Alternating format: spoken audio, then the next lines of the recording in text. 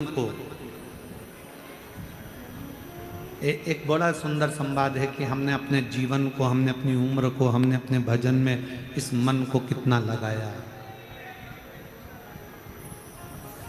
हमने कितना इस चित्त को लगाया, हमने कितना इस मन को लगाया।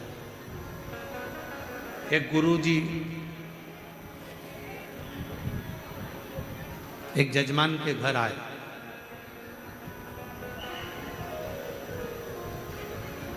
और गुरुजी यजमान के घर पर आए और यजमान के घर पर आने पर यजमान प्रणाम करा, चरण पखारे, नमन करा।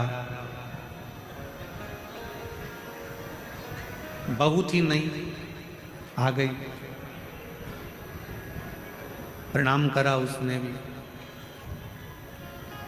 इतने में गुरुजी ने बहू से पूछा,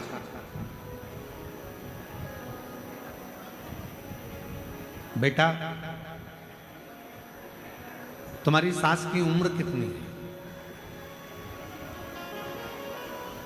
बहू ने बताया 35 साल, 35 मेरी सास की उम्र है। तुम्हारे ससुर की उम्र कितनी है? कहा 25 साल। फिर गुरुजी ने पूछा, बेटा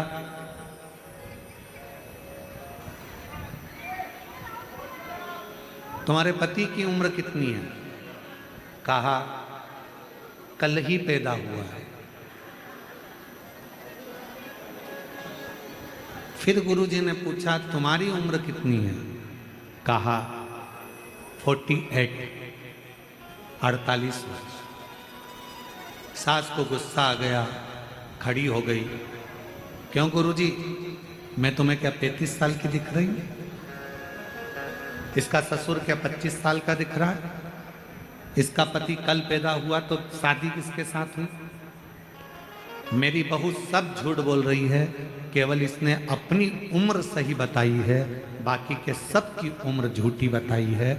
गुरुजी ने कहा, माँ आप नाराज मत हो, मैंने आपकी बहू से उम्र नहीं पूछा, मैंने आपकी बहू से ओरिजिनल उम्र पूछी है।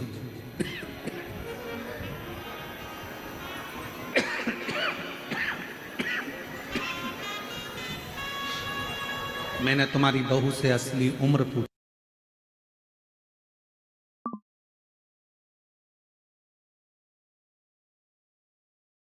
वो 48 साल की हो गई, 48 वर्ष की उम्र उसकी, ठीक है।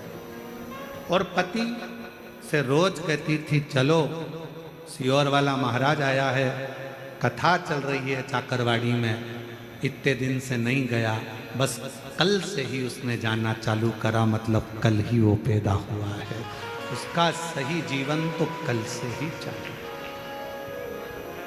आप में से कई माताएं, कई भाई, कई बहनें, कई मेरी जीजियां, कई मेरे जीजा, कई मेरी बेटियां, कई मेरे बेटा, आप में से भी ऐसे होंगे जो पहले दिन आए होंगे, या कल पहली बार आए होंगे, या आज पहली बार आए होंगे, जो कल और आज पहली बार कथा सुन रहे हैं या पंडाल में आए हैं।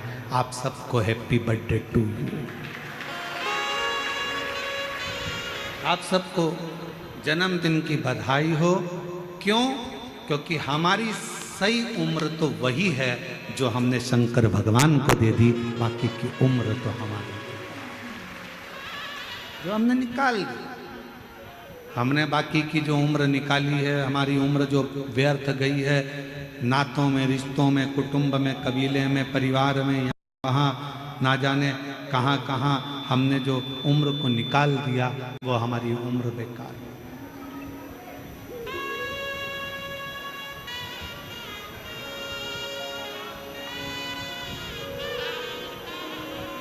मैं महादेव महाराज जी आपको साधुता दूं, महाराज नारायण महाराज सबको, कि